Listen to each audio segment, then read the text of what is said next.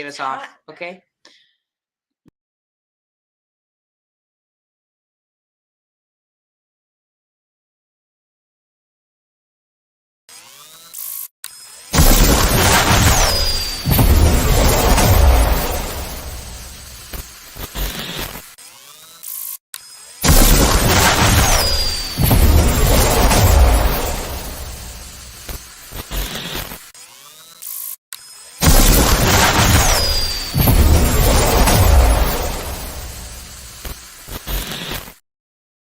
Hello, everybody, and we're back. Welcome back to Woke Wellness Wednesdays. After a long hiatus, we are now here in the Woke Wellness Wednesday realm. Thank you guys for joining. For all the past guests, we're happy to have you here, and we are ready to talk about the journey of life and neurodivergence and everything that goes with it. So today we happen to have Abigail. Hello. That's me. Awesome. And then as far as everybody knows, and they don't know, it's Alec Raebel. What's up, guys? Okay, I find it so funny that after like years of knowing you, you still have no fucking idea what my last name is. Raebel. I just find it funny. It's fine. I don't. Is it Raebel? It is Raebel, and until you attempted, you had no idea. Raebel. It's like a fable and a marble. A Raebel. Yeah. Okay. I'm gonna pretend I didn't hear that. I'm gonna be honest with you. Anyway. Okay, back on My topic. apologies. Back on topic. Welcome to Woke Wellness Wednesday. Welcome, it's everybody. my lovely self here again for this wokeness. We got Alec Raebel, like a marble that got rubberized. It's Raebel. And we have Abigail Baumgartner, the Screenwriter Model and Animal Lifesaver. We're so excited to have you. I am not very German, but I appreciate the sentiment. Yes. As we do. am a seasoned model. I am a screenwriter, and I work for an animal shelter called Best Friends Animal Society. It is a national organization, and I put on events for adoption and outreach, just letting people know how important life-saving is and how to get involved with the nonprofit No Kill Shelter. And I actually helped get this wonderful woman her beautiful puppy. Yay! So, Yay! I'm excited that I have her. You guys, she's a good girl. She changed my life. And sure enough, you ended up, without knowing, giving me a celebrity puppy because I found out on a phone call that she's been in a few newsletters. She's been online. A lot of people at my work know who she is because of all the outreach. She was one of the spotlight dogs for one of our events called Foster Speed Dating. And that is how So I find this ironic that we're interviewing you and then you have a script about dating and I met my new love of my life through the dog speed dating. Mm-hmm. It all comes together and why we're here on Woke Wellness Wednesday. Okay. So yeah, wow, I just know dots just connected. And this is about to get really Dots good. connected. Bring your people here, share this link. We're about to do a deep dive into Abigail and ultimately a lot of questions that Alec has lined up for us. By all means, lead it for me. So I find it really interesting because I myself am a writer and I'm a huge fan of production, both visual and audio. And I do my own audio production, and I remember when I first met Abigail, we talked for like 3 hours just geeking out about how we both have such an interest in like the behind the scenes of things. Yeah, it's the best part of production, honestly. And like when you see a movie on screen, it's really cool to see all the actors and the story play out, but it's so much more fun to kind of get into how it all comes together and like the mechanisms and everything. So it's just it's a beautiful thing. And on today's episode, we're going to give you, the viewers, a little behind the scenes of something she's working on right now. So without further ado, I would like to get into date etiquettes, or as you originally entitled it, the gray. Can you give us a short description of what it is? Yeah, so it is a short film that basically details a young woman having a panic attack while trying to be on her best sort of mental behavior, I guess. Just trying to be her best self, trying to be normal, I think is the best way to describe it. And it doesn't go well. It doesn't go well because it's not, I, sorry, like the script really details how you should always be authentic. I think that's the biggest theme of the script. And it just shows how everything can go wrong when you're trying to hide your true feelings, when you're trying to hide who you are, even if it's not pretty. Sure. So. And I find that really interesting. What can you give us like a sneak peek into what the full thing is going to be about? Are there things that we need to look out for? Where should we be looking? If you are you going to be posting anything when it online when it comes to like short little snippets of the final product? I want to make it as vague as possible. I don't want to show too much Ooh. because I want it to be I just want it to take people by storm, by surprise, because it's going to be so raw, so real, and it's not one of those things that you can really just advertise. It's not glitzy and glamorous. It's nothing like Barbie movie or anything like that. It's something that is very real and hard to watch. It's not very palatable. And I want to show sort of vague little pictures here and there that are kind of more like puzzle pieces than anything else. And yeah, nothing, just things that'll really make you think and be like, okay, I kind of have a vibe for where this is going, but I don't really know exactly. So that's kind of picture it. It's very interesting. I did when I was originally sent the kind of overall gist of what date etiquette is and all of the other scripts that she's working on right now. Date etiquette stood out to me because everyone has a different perspective on what etiquette people should be abiding by when it comes to dating. So I did a ton of research in this because you also have like that aspect of like social anxiety, Yes. which adds like a whole other layer to it. Yeah.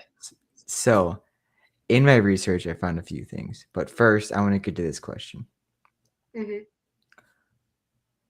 When going into this writing, I found it very interesting how you described it in the email that you sent. Because all you said was it's about a woman trying to hide her true feelings while she's on a date. Which is interesting because it really brought up a few things to me. So my question is, while you were writing this, was this heavily based in the research? And if it was based in the research, how extensive was it and how far down this rabbit hole did you have to dive for you to be able to find these answers? Or was it purely coming from personal experience? Yeah, it came from personal experience more than anything else. I have struggled with anxiety for well over a decade and a half.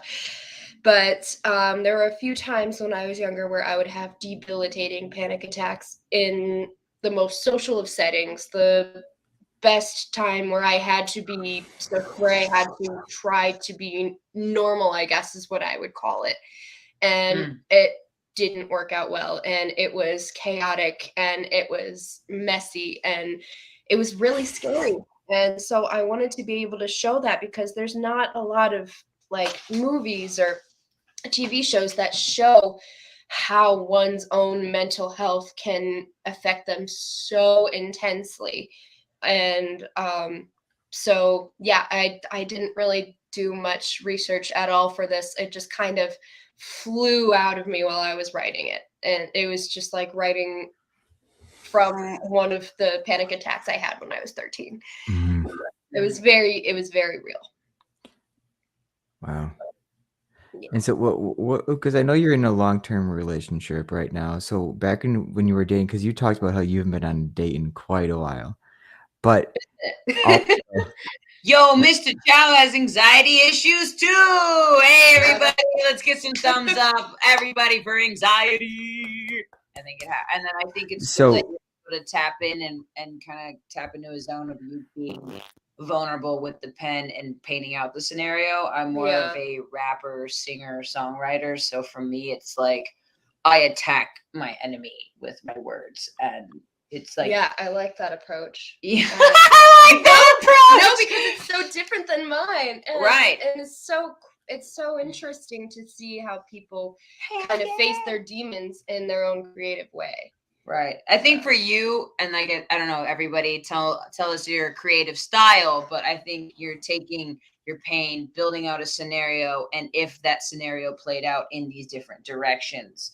And then for me as a writer, and I'm sure Alec is a writer, and if there's any other creatives in the room, but ultimately, I think my style is more like, if I was going to do this to that situation, this is how it would have came out. And like, that's my rapping thing. And I've been doing it since I was 15. You know, I've been at it like pretty kind of good at it. Kind of not a weak thing, but I like to, you know, everybody, if you want to tell us your writing style and how you go about it, or if you are absolutely inspired by what we're saying, let us know in the comments. Let us get back to Alec. We would love to know. Yeah.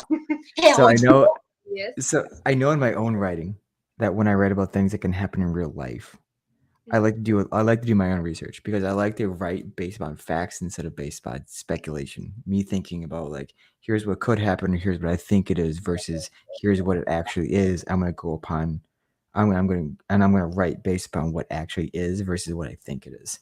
So I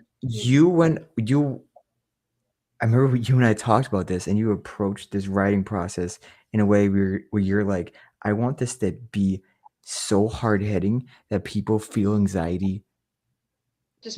Feel the anxiety that this person in the film feels just by watching them go through it. So here's my question for you. How did you make it so personal? How did you bring the personal aspect into your writing? That's a really good question.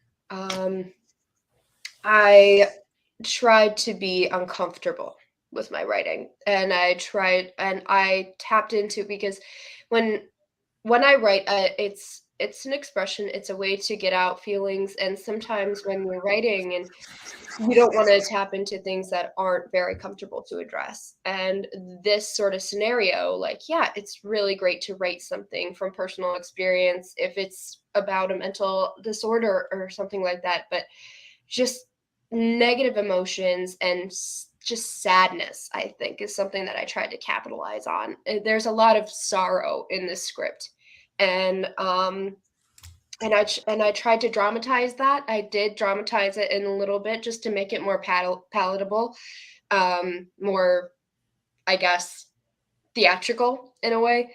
But yeah, I just didn't want to stray away from trying to please others with this sort of production, because I feel like a lot of times there are a lot of scripts out there, there's a lot of shows out there where they try to capitalize on these issues, but they do it in a way that is very over dramatic, over the top, and they try to glamorize it. And that is what I just tried so hard to stray away from. I have a question. I think maybe other people too, like, as a screenwriter, who influences you on a production that we in the public could see now? Like, if you said to yourself, like, that's the epitome of what I want my writing to be, who would that be? Like a specific person? Or? Oh man, that's a really good question.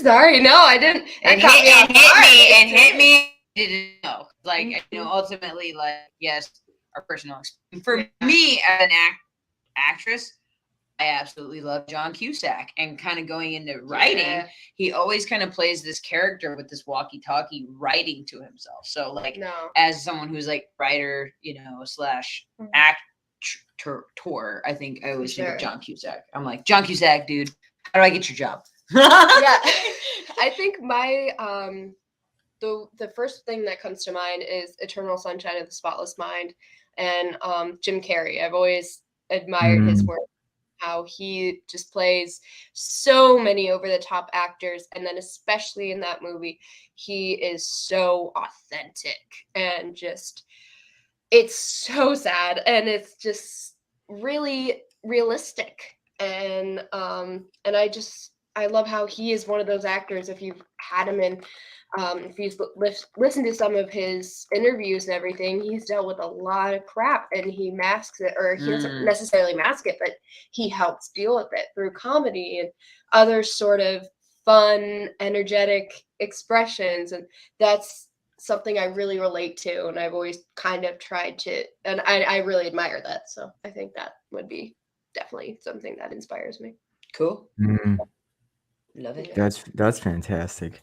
I guess like one of my last questions specifically about this screenwriting is, in your own personal opinion, do you think there is an etiquette that has to be obeyed when it comes to going on dates? And on top of that, what are your thoughts about green flags versus red flags? And do you think that the very existence of green flags versus red flags is just a way of putting people into boxes and putting labels on them? Yeah, I mean, I wouldn't necessarily like to say that there's specific rules to follow, but I believe that in a sort of in a date setting, everybody should try as best they can to listen to the other person, to be there for the other person, and to just be present in the moment.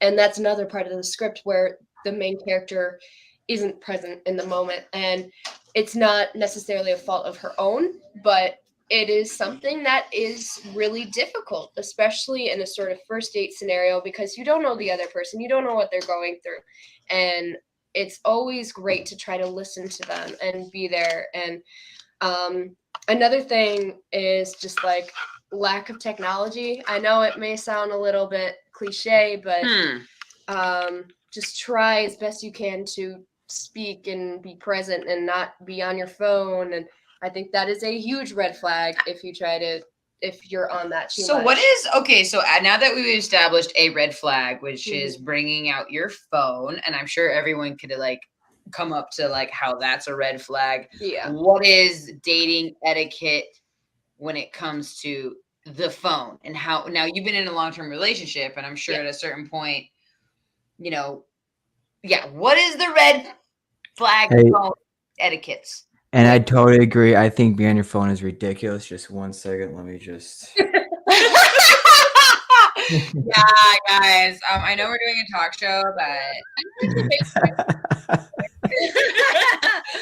everybody, this is the time to get people in the stream. It's about to get more juicy. It's talking about red flags and bringing out your phone. How dare you? How dare you? How dare we are now Southern. How dare? Well, I'm from Texas. Ooh, Randy said big facts. My mom's from Michigan. My dad's from Texas. They made me, and I'm a Cali baby. I don't know. So somewhere. Okay. Yeah, my dad. Is a. Yeah. I'm just Midwestern. Like that's all. Hey, you guys, ready for some pap? Pap. No, I hate the word pop. It's soda. It's soda. It's soda. It's soda. Oh, that's a Wisconsin soda. What? I do have some like. And I will say it's not a bag, it's a bag, and that is for always going to be bagel, not a bagel. It's a bagel. It's not a bagel. It's a bagel. Beagle. Beagles are the like animals. Literally like the dog. Beagle. Yeah. Wait, that's how we say it. It's a bagel. Goodbye. Bugles. Bugles. Thank you for tuning in. You made it to the Bugles part. Also, you're never gonna get a sponsorship with all these false advertisements. Yeah, they're really not. They're not as good. They don't hold up. They used to be a lot better when I was a kid, but they're like so salty. Anyway, back to the topic at hand. This is why we're here. Oh, and it's not hand, it's hand. It's hand. Hand. Could you hand me something, please? Could you hand me the beagle? Pass me the soda. Could you hand me the bagels, please? Hand me the beagle, please. Oh, I really like your beagle. Could I pet it, please? Can I have some cream cheese? Cream cheese. Whoa. Red flags much? Is that not what we're talking about? Is being Midwestern. You know what a red flag is? Having a Midwestern accent. That is like. It's flake. It's not flag. It's flake.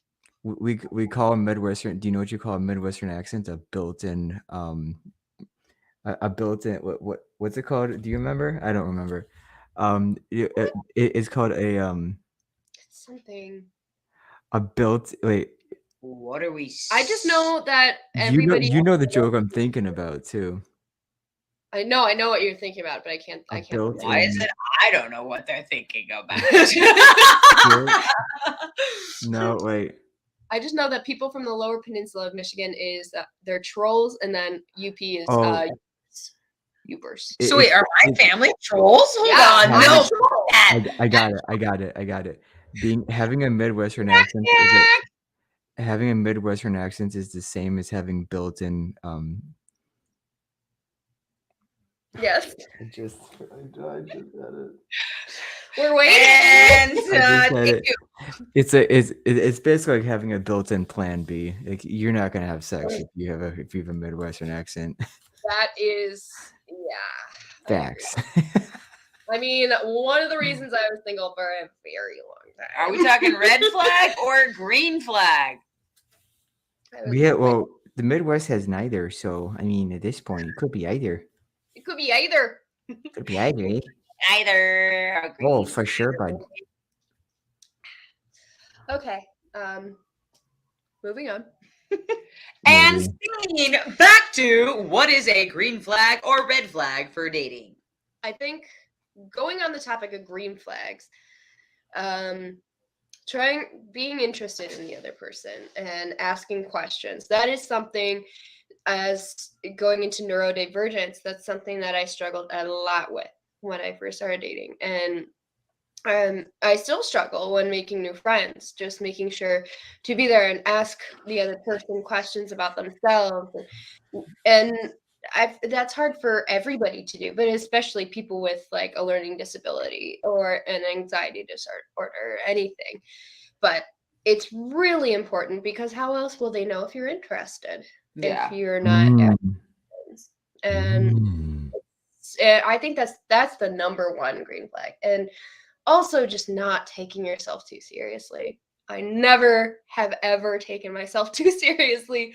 It's gotten me in some trouble with like modeling and work and shit like that. But you know what? It just makes life so much easier. And I feel like a lot of people just put so much pressure on trying to look a certain way, trying to act a certain way on a date or whatever. Just be yourself. For sure. I think this is something that you and I touched upon too in our like 3-hour FaceTime call when we were like going over these things. I knew we would get along. I didn't know how well. So. We talked. It's gonna work. We like each other more than you. So. It's. I know. I've been under the bus, but it is like. Oh well, I didn't expect that.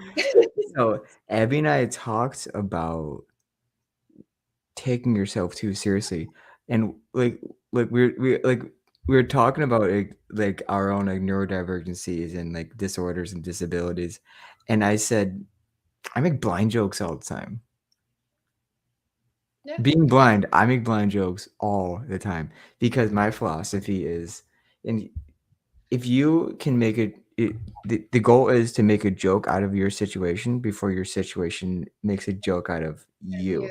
Yeah. So if you can do that, then you will never take yourself too seriously because life is meant to be laughed at. And once you can learn to do that. Yeah. To segue from what you said, we met through my best friend Andrea, who does stand up, and then she became. And the fact that the correlation is like we're two tall bitches from Detroit, and these are your friends, and we love you. And like how though? Like two tall brunettes from Michigan, and who are very loud and outspoken. Like what? Yeah, it's really crazy. I loved it. And then, you introduced Stoey to our life. And, I think kind of on the tip of Woke Wellness Wednesday, like coming up with Stay Woke or Not, I always, since I, my whole thing is I'm bipolar. And in a manic episode, I was like, how do I take comedy and music and take over the world? Like, and I just built this, like, in my mind, I thought this would be the intersection. And we met through comedy, which leads to the darker subjects. And, I think that's where going with that, right? I lean to comedy and I have to make light of, hey, my mom and my brother are gone, right? That's why we haven't been on a Woke Wellness Wednesday, is because I've lost these people in my life forever. And I am so glad to come back with more episodes. And all three of us are definitely going to not just be here once, maybe a couple times. We need a lot of people to talk about some realness, which is the green flag or red flag for dating. Now, you were talking about phone etiquette prior. Yes. Can we go back on the phone etiquette as like what, like, now, the biggest thing is when you're with somebody, are we putting the phone down on the table or are we leaving it up? Ooh. I'd say if you need to contact somebody, nobody should stop you from that. Like if you're like, oh, I have like a meeting with somebody later, or my family's trying to contact me, or whatever have you. If you're just open about that at first, and then yeah, of course, leave it open on the table. But if there's nothing going on, if there's nobody trying to contact you, or whatever, if you're just like enjoying your life and you just have it open, you just keep looking at it, be upfront, say like, okay, I'm just letting you know I'm not ignoring you, I just have to do a few things, and yeah, just be open. And then it's like, oh, okay, well then the other person will feel a lot more comfortable. So for you, you're kind of saying like, hey, this is what I'm about to do, and then do it. In a way, yeah, but okay. Only if it's because you've had a long relationship. Obviously, you have to make compromises and make certain things work, right? Sure. It's not been easy. It's been very turbulent. We've been off and on a few times, so like it's not like it's been like, oh, blissful matrimony for all these years or anything like that. So it has taught me a lot of things, and that's one of them. Okay, so all in all, the green flag is transparency. Exactly. Okay, yeah. And then what do we have as a red flag? Another red flag. Did we red flag it enough? I mean, how many red flags? I mean, there's a shit ton of red flags. The question we have from Kadeem Quick, thank you so much for tuning in, is I have a question. What characteristics, he doesn't even sound like this. What characteristics do you feel you have to have a strong relationship? I mean, yeah, going back into transparency, honesty, it's not easy. It's very hard. And sometimes there are some instances where you really can't be. Vulnerability is definitely something that I've always tried to encourage with friends, with my own personal relationship. And yeah, it's really difficult, but I feel like there has to be a sort of kindred spirit in every sort of relationship. A sort of kindred. What I think is the most important is a similar sense of humor. And yes, yeah, if you don't have a similar sense of humor, you're not going to be able to get along well. What would you say your type of humor is? I'd say it's kind of a mix of everything. It's slapstick, it's silly, it can be really dry, it can be really dark. And I think it's a mix of all of those. Because I think we're very sarcastic, and then we might say something, but I know you're not trying to hurt my feelings. Exactly. Right? Like I just said bitch right now, derogatory, but I mean, obviously I'm being like two tall badasses, not like weak personality people. I'm not saying it like like one day I'm just gonna be really sarcastic. I'm gonna roast you for something. Then 2 seconds later, I'm gonna quote Star Wars. Like it's there's not really a sort of linear structure to it. It's I really, will. Yeah. I will also say this. Abigail is a huge Harry Potter nerd. Yes, I am. Thank you. So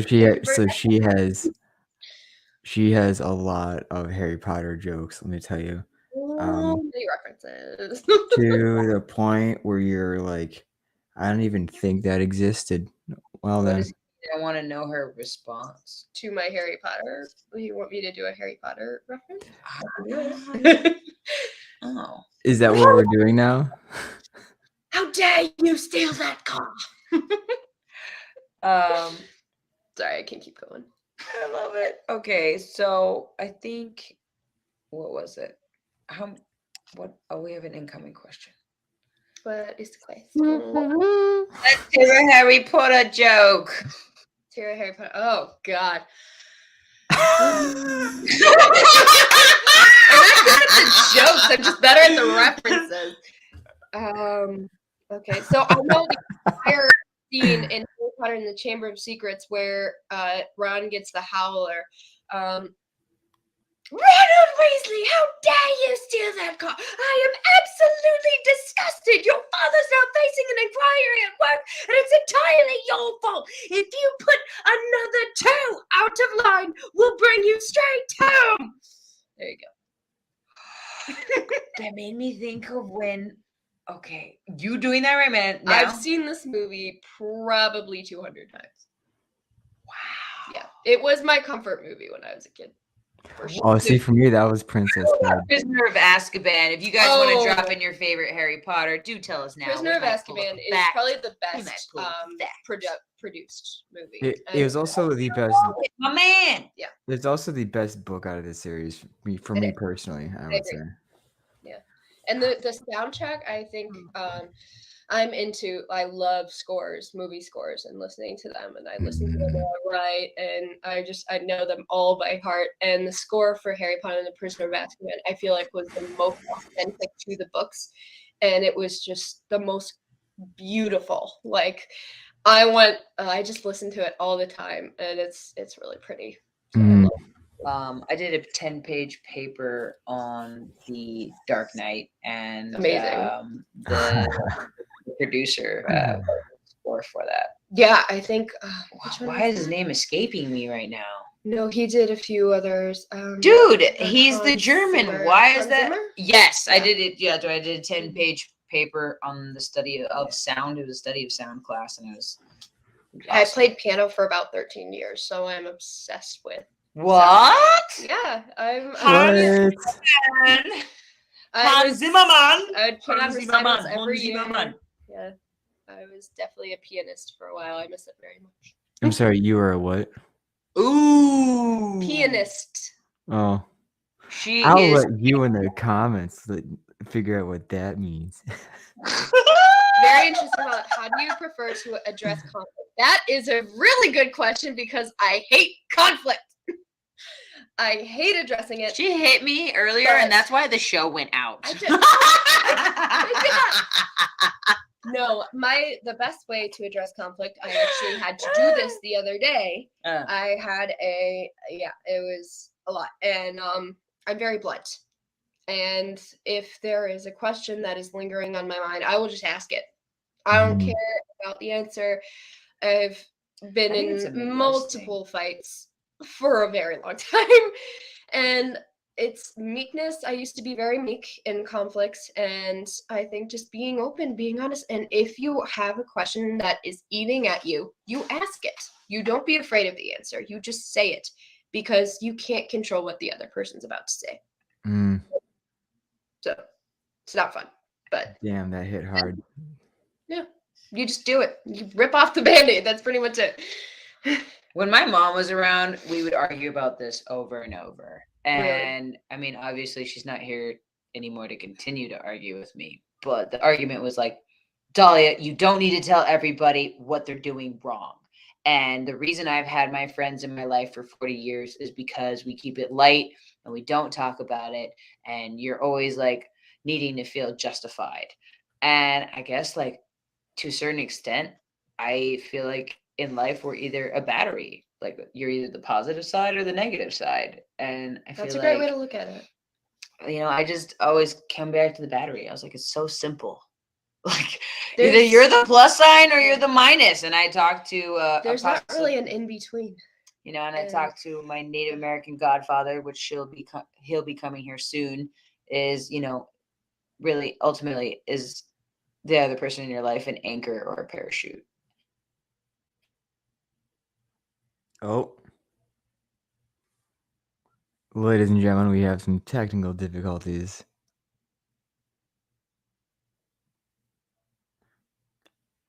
Yo, your screen went out for a second.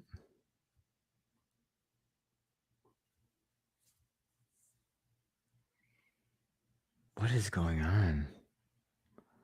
Ladies and gentlemen.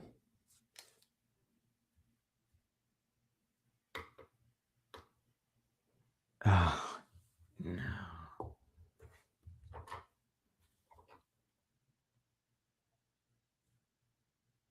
One second, guys.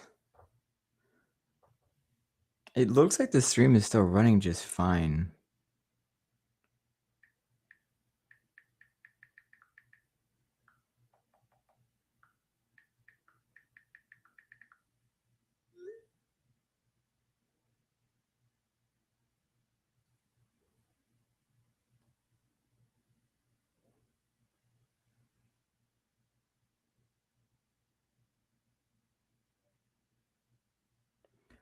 They are going to be right back, everybody. I apologize. Hey, I appreciate you guys for asking these questions. You guys are making the show interesting.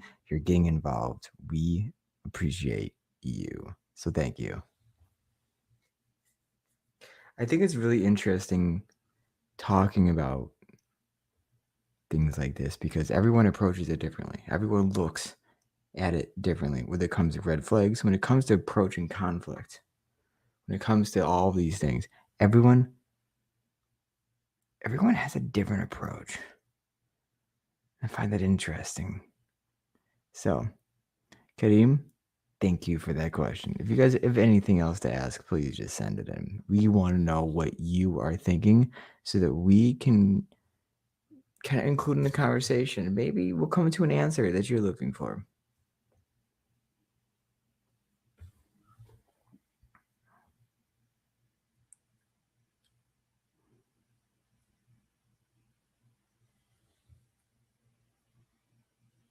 See, the stream is running. Can anyone confer? Is the stream live for you? Can you guys hear us? Can you guys hear me? Listen to my voice. Can you hear me? Can you see me? What is going on your end?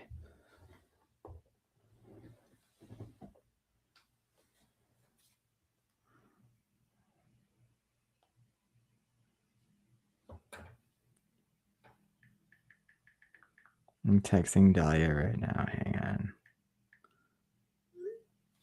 We're going to try and get the host back on.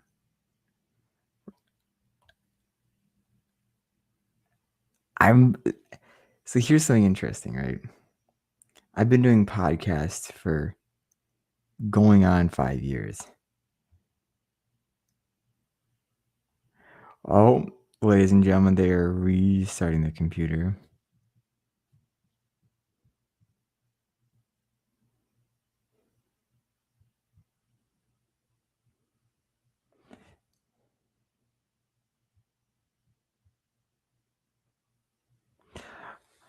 They're restarting the computer right now. So so let me ask you this question. Approaching the topic of dating, right? When it comes to etiquette, I love how we talked about phone etiquette because so many people have an issue with phones. They're not that great when it comes to phone use in the middle of a date because phone use can interrupt the connection that you had before potentially, and it'll be an interrupt, and then you have to basically restart the connection, and then if you have to restart it, it doesn't feel genuine. So here's my question.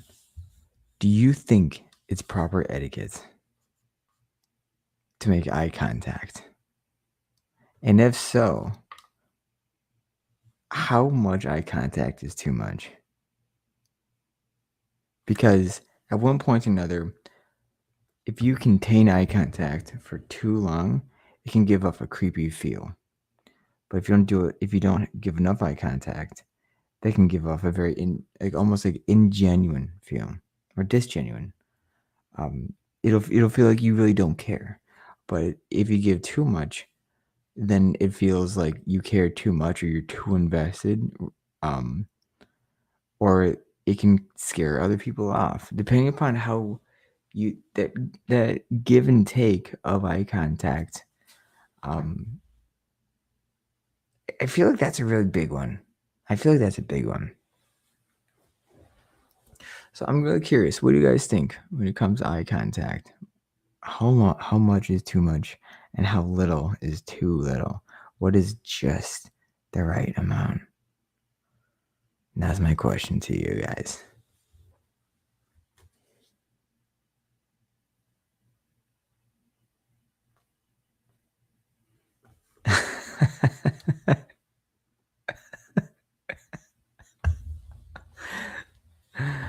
What do you guys think? Kadeem, what do you think? What do you think? What's too much eye contact? What do you guys think? Because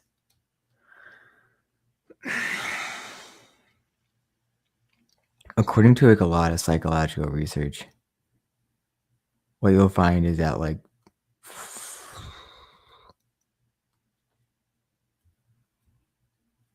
there's a 3-5 rule. 5 minutes of eye contact if you're listening, and then look away really quickly, and then come back. 5 seconds, break away, come back. But 3 seconds with that same pattern if you're the one speaking. It sounds right. It sounds right. I don't know. Who knows? To be honest, who knows? Again, I think it all depends upon how you receive that kind of stuff. Do you receive it well? Do you think it's too much too quickly? I think that's what it's all about, right? I think that's what it's all about. There's a lot of things that play into like having proper dating etiquette.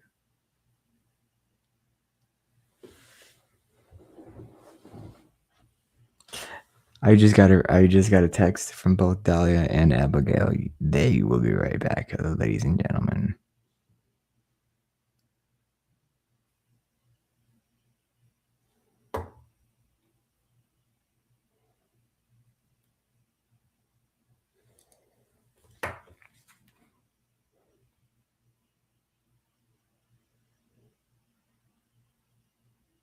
We're back. Hey, Short intermission.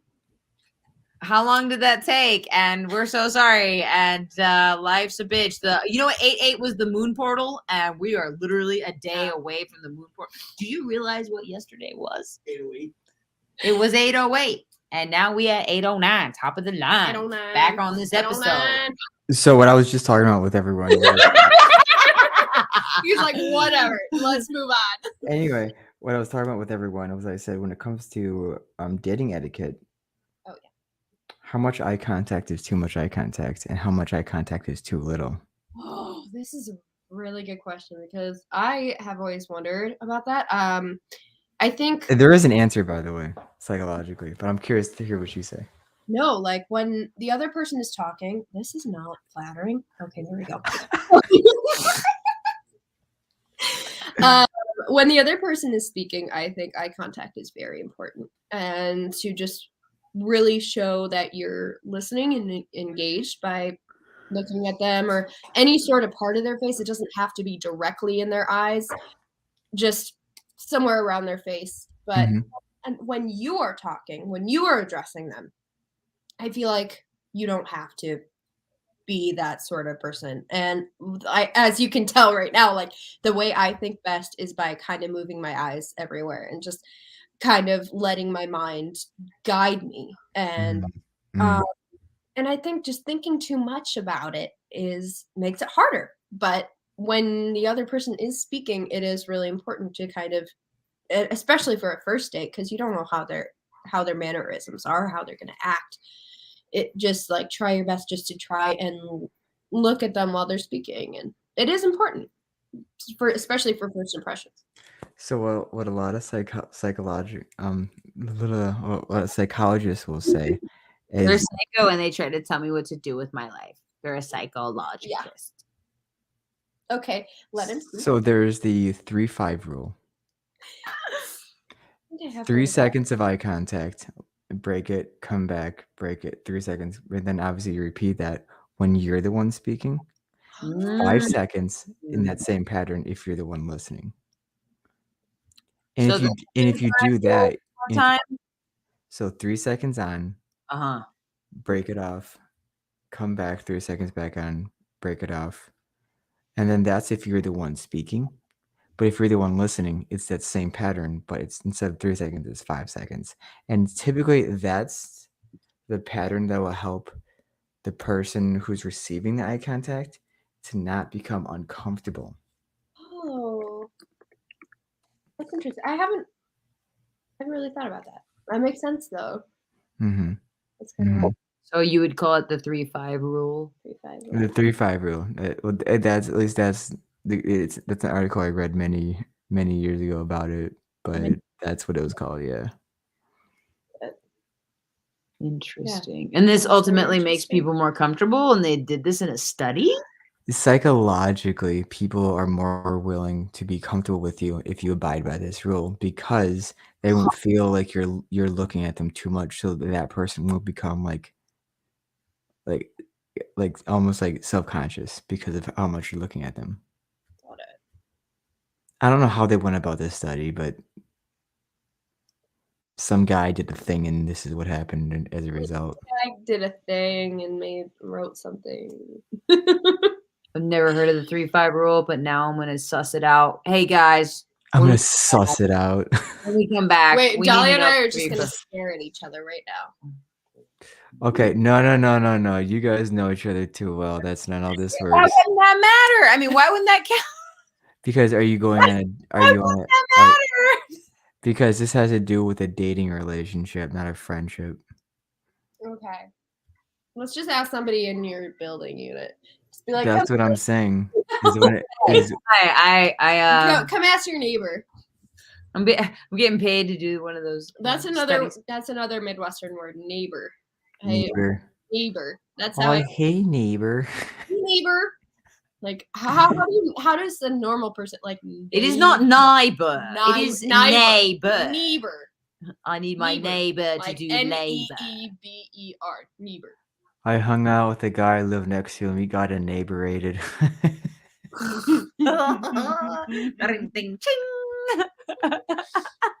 That is another thing in dates. Puns are always good when you are dating a dork. Absolutely. And every pun is absolutely intended, just so you know. Yep. And dad jokes are encouraged. Mm-hmm. Yeah. A lot of people have bad connotation with dad jokes, but I think they are amazing. So yeah, I love them dad jokes. They're the best thing. I call there. Some people call them dad jokes. I call them father funnies. We've all asked the same thing. Father funnies. I like it. So Or, have you guys heard of the father funnies? What about Patripuns? Papa puns. No, but like Patris, Patros. That's Oh yeah. Patrice.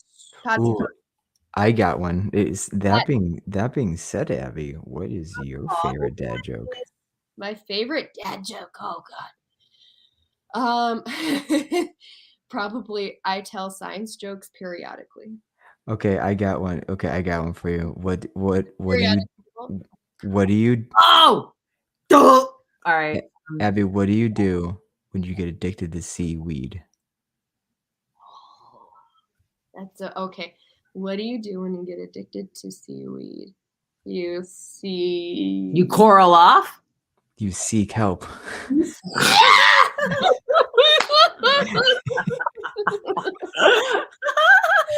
Oh, I love it. My wife came up to me and said, "Honey, have you seen the Dog's Bowl?" I said, "I didn't know they did." Huh. Back in the day, I found the father funnies. Could bowl. Back in the day, I found the father funnies that some older gentleman left behind, and I knew it was for me.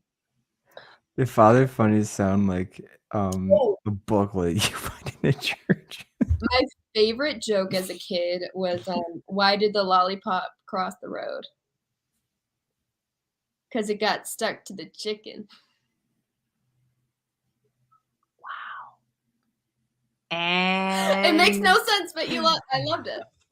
Thank you guys for joining us today on Woke Wellness Wednesdays. And we're so glad you knew about the father funnies. Yes. We're just kidding. I know you're still here for a reason. Okay, seriously, what is the next question? Because the next question is lollipop on a chicken. Patch puns. as a screenwriter, my question to you, you've written a lot of really cool stuff. Thank But you. my question is, but you've only picked very certain parts of your life to be influenced by. Yes. So let me ask you this. If you wrote a screenwrite about, in general, your struggle with mental health, what would it be called? And what would be your short description of said screenwrites? I would call it running away barefoot. Mm. And Ooh. it would, short description would be living as a young woman in a society that puts a lot of pressure on you to be many different things at once. And that puts a lot of pressure on you to think a certain way and feel a certain way. And I would like it to highlight the real elements of it that aren't very pretty. And as we discussed the other day, Alec, like the term running away barefoot is based on something I actually did. One of the hardest days of my life, when I was about 12 years old. It was after my parents got divorced. It was in the middle of the recession. We were evicted from my home, and it was the only remaining thing from my childhood. And so I ran away. What was the only remaining thing? My home. Oh, okay. Yeah. Okay. And so I just started running around the block in the middle of like suburban Michigan, and I didn't have any shoes on. I didn't know where I was going. It was just the moment where I just wanted to just escape and get out of my head. And it was the first time in my life where I really felt eternally like existential and depressed. And this moment really resounded with me, and it didn't feel normal at the time. And I want to, like, if I were to make a screenplay about my life, I would like to kind of capitalize on that feeling and show that it is a really uncomfortable feeling, but it is common and it is normal and it is not something to be ashamed of. And I felt so alone in that moment, like I was the only person going through that. And this screenplay would show people that there are so many other people like that who have these sort of mindsets. Kind of going off of your story, I was living out of a Prius car, and I was living in Florida. And essentially, my brother went missing for 10 days, and he wasn't given a phone call.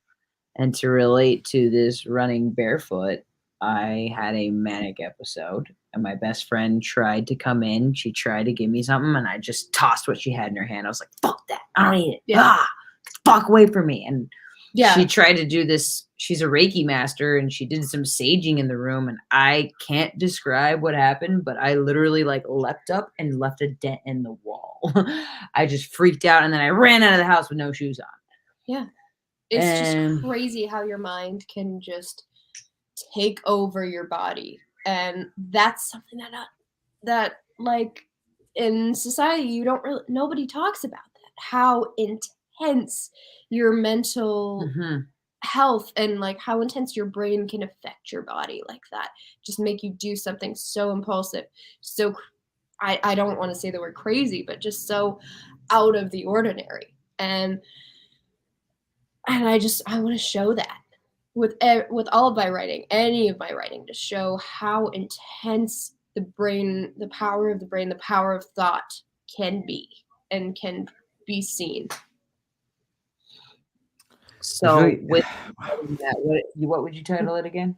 Running away barefoot. Running away barefoot. I like that a lot. Because you're not going to get anywhere if you run away without shoes.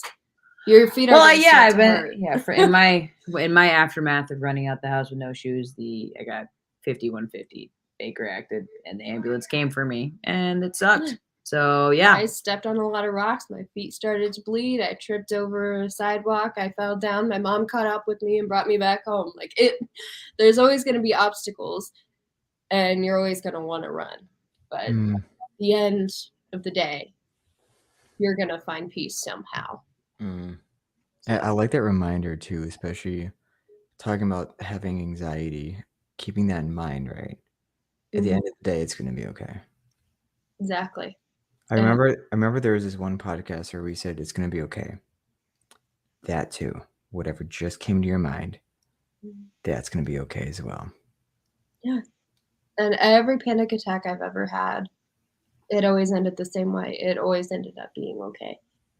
But that's so crazy how you just in the moment you're like, it's not gonna be. But just getting that reminder is just so important. So Here's another one. A lot of people nowadays are talking about this thing called emotional intelligence, or EQ.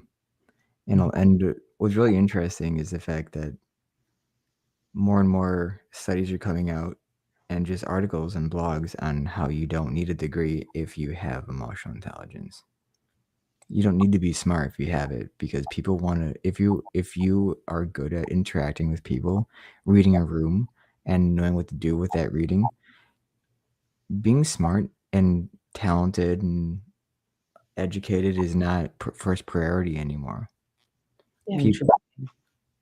So here's my question: how does one with an anxiety disorder practice not just EQ but self emotional intelligence?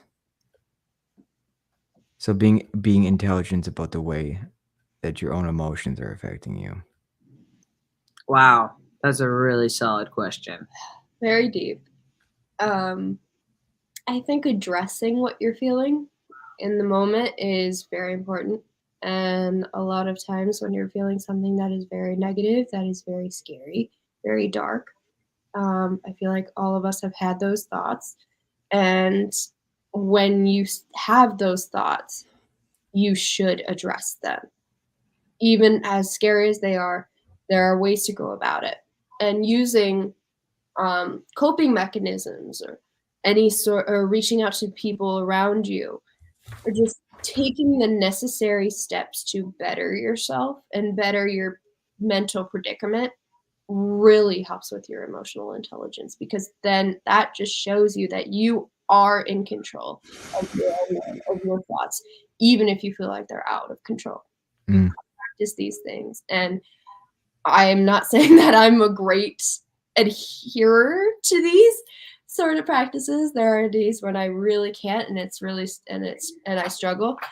But even if it's something as simple as going for a walk outside, or watching your favorite video or your favorite TV show, or even just having like a slice of pizza or something, I don't know, something comforting that just brings you back to yourself, is how you get to a point of What would you emotional say is intelligence. something that you bring back to yourself or reminds you to be okay? I write poetry, and when if I feel my brain start to kind of I like to start to float away, or if I feel myself just like kind of starting to go further and further away from my brain, then I kind of center myself with poetry, and I just write whatever words come to my mind, whatever beautiful words or imagery or anything else that finds me peace. One thing for me is I always come back to water. The theme of water, the theme of beaches and waves is something that I write about a lot, because that just the thought of like crashing waves on a shore has always comforted me. And just thinking of something very peaceful, mostly within nature, I think really helps just set yourself. I don't know why, but as you were speaking, like in my head, I was coming up with my own poem about waves. And Really? Yeah, there's a couple of lines that came to my mind where it was like, it's the way the waves seem, it's the way the waves sound and seem to move on that day, that it feels like I cannot save myself, but therefore that sound is the thing that saves me. So that calming feeling. Exactly. Yeah, and I think that's really cool that you're drawn to that, because for a lot of people that's like an anchor, being near a beach or being near the ocean. Yeah, I grew up in Western Michigan, and my grandparents had a house on the beach, and I would go there every other weekend, and I would see that every other weekend. I would walk on those shores, and my parents still live there now, and it was just always a part of me. And so And like going to the ocean here in California, it's the same way. And I feel like, I mean, everybody has their own ties to it, but it's just so peaceful how like, but I always remind myself there's always going to be waves crashing on the shore and it's going to continue forever. And I've always thought that was so cool because each one is different and is continuous. And just like mental health and just like your sanity, it's always going to come back. It's always going to be okay. And and I don't know, it's really calming. And so that is kind of what helps center me and writing about it. So I've written a lot of poems about water, but each one is different, just like a wake. Love it. Since we are hitting that hour mark and we're absolutely going to have you back, I think the takeaways are run barefoot and adopt a puppy at Best Friends Animal Shelter. Hang on. I want to play off of what you just said because I think she's hitting off of something that's really good. So I want to read you because I told you about a poem I wrote called Abby about a poem I wrote called Lost and Found. Yeah. And I want to read this for the audience because I think this is something that it'll give you a good piece of advice. So I wrote this when I was in Puerto Rico and I was just sitting in a lawn chair and I was staring out into the ocean and I was just staring at the horizon line, like right where the sky meets the sea, like way up there, right? And I wrote this. This is called Lost and Found because I felt like the more I got lost staring into it, I felt like I was finding myself doing it. So this is Lost and Found. Go ahead. Take some time. Get lost as you stare out into that line, that one that indicates where the sky meets the sea, miles away from here, as far out as the eye can see. And do yourself a favor. Meet me at the intersection where lost meets found. Surrounded by thoughts that you wish you could have, like what would it look like for my goals to be so far out so that others would see it and they would call it the horizon of fulfillment. Get lost with me and dream of what life has to offer. So go ahead, take some time, get lost so you can finally be found. And I think that's something that if you do struggle with anxiety, you got to do. You have to be willing to lose yourself because it's in that void of not knowing where you are that you might find something that you were looking for. Whether you are walking by the beach or listening to the waves or focusing on the ways that the ways that the winds crash, the ways that the waves crash against the rocks, it's get lost with it. You might find something you're looking for. I love it. Now Randy gets why you're the co-host. This is why I think, this is why, because it's fire that he brings to the show. Very beautiful. I appreciate it. Thank you. Anyway, Dahlia, you were saying. No, now you got me wanting to say my poem. I don't even think you've heard my poetry. What the hell? You write poetry? Mine either. Okay, all right. This one is called For the Hills. Okay, this is a little segment from your host, Dahlia. This one's called For the Hills. See, we were headed for the hills. We couldn't give the rest a bother. You might say we were stuck in the moment, running after each other. And dirt embedded in our shoes, no souls was how we rolled, thinking the big men were creeping behind us. As we create trails through this terrain, we stay convinced that the world can't find us, opening our eyes to a new skyline, asking the heavens above how we even survived this time. Ambulance speeding by with the red and blue lights glaring. The locals staring. Left the crap radio in a different state. See, in this place, you and me, the world we could take. See, we were off, not really to the big city lights, more like Dubai, where the colors are vibrant and cool. We'd soak in each aroma of turmeric, masala, and curry. See, on this journey, see if neither of us were all in that big of a hurry. See, I could chase you forever, maybe to the Philippines, wherever. Hop on a rusty moped that was made to be a one-seater, riding behind you. Woo! I couldn't think of anything neater. See, we were off to the oasis of artists, filmmakers, writers, musicians, and Neverland Peter Pan creators. See, on this journey, none of that happened. See, I envisioned it line by line. I envisioned the whole storyline. I took a picture of the top of the.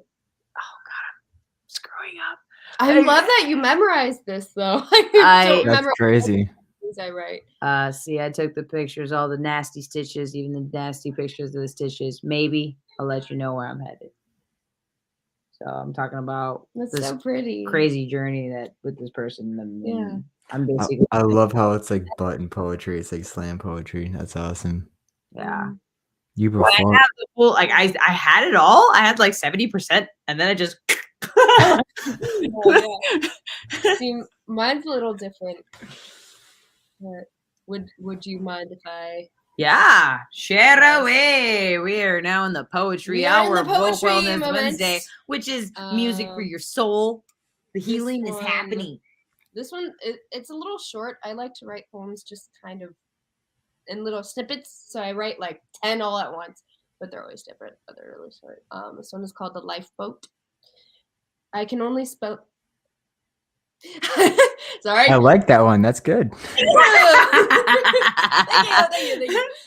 I can only smell the breeze in my slumber when I wake, as I feel my soul moving with my body, as if I were lying in a lifeboat facing the sky, no sense of direction, just knowing, trusting, dreaming that I am somewhere, that I am home, but only in my mind.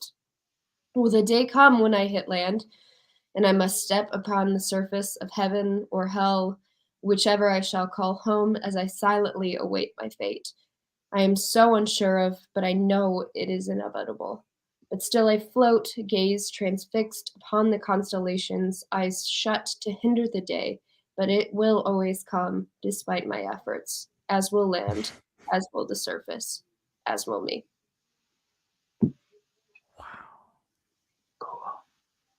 Thank you. We're doing. Hey, oh wait, I thought that was That's pineapple. good. Clap hands. Clap hands. Clap hands. I don't know. No, that's good. Wow. Wait, what was the last 3 lines of that? But the day will always come, or the day always comes, as will land, and the surface, as will I. As will the land, as will the surface, as will I. I love how you end with that revelation. You end with that realization where you're like, nah, that's me now. Yeah. The land had its time, the surface had its time. It's my turn. It's, for me, this kind of was like, I was trying to write about the fear of waking up. If you are anxious, if you're going to have a big day the next day, or just the fear of things not going your way the next day. Mm-hmm. It's like being on a lifeboat and not knowing where you're going, but knowing that you're going to go end up somewhere. Yeah. And Yeah. I think both of your poems were similar in that sense. yeah, I tried to I find think there's one a that correlation was, between your like minds where the poetry went and like I don't know. I know. And but like the way she was talking about the ocean, I was like, I wrote this when I was like in the midst of the ocean, and I had to share that. Plus, like that like directly relates to anxiety disorders and whether again, if you have anxiety or if you don't, you can relate to that because that's how you find yourself is by letting yourself get lost. Because when you can't find yourself where you are, sometimes you can only find yourself where you aren't right now.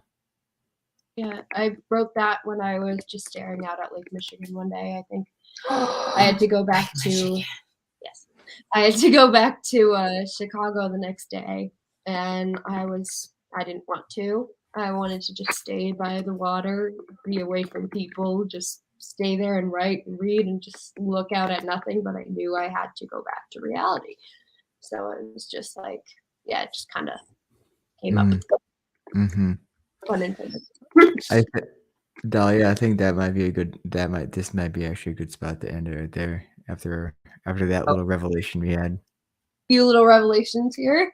Few little revelations. As always, guys, like and subscribe, stay woke or not. And if you don't know, run barefoot and adopt a puppy. Okay. And write some poetry. And write some poetry. I think that all in all is like the wokeness that we're with you. Have Finger some dad jokes. Father funnies. Take that is a good takeaway. Father funnies. Adopt a puppy. Run. The red flag is not the 3-5 rule. The 3-5 rule is what you want to do. So that's what I got out of. I got a dad joke to end this with. My mom's now my dad. I guess you could call them transparent.